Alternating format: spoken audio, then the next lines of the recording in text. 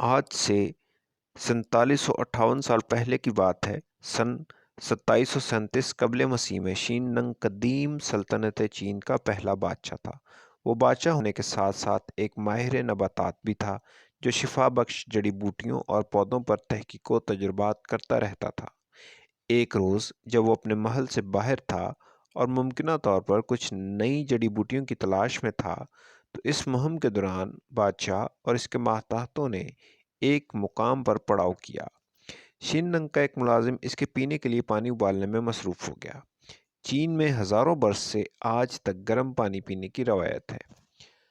جب وہ پانی ابال رہا تھا تو نزدیک ہی ایک خشک ہو چکے پودے سے کچھ پتے ٹوٹ کر ہوا کے جھونکے سے ابلتے پانی کے پتیلے میں جا گرے اور پانی کا رنگ تیزی سے بدلنے لگا۔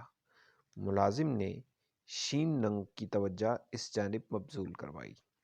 اب تک پانی کا رنگ ہلکا بھورا ہو چکا تھا۔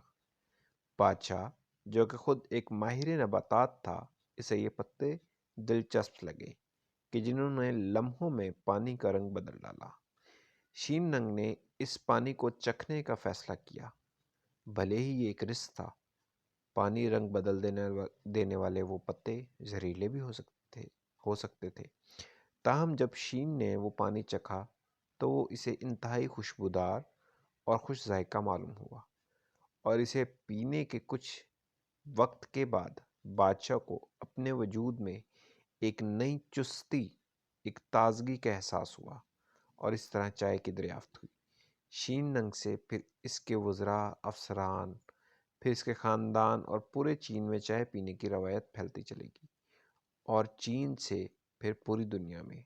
شین ننگ پوری دنیا کے چائے پسند افراد کرنے کے مرشد کی سی حیثیت رکھتے ہیں، اور چائے مشروبات کی مرشد کی حیثیت رکھتی ہے۔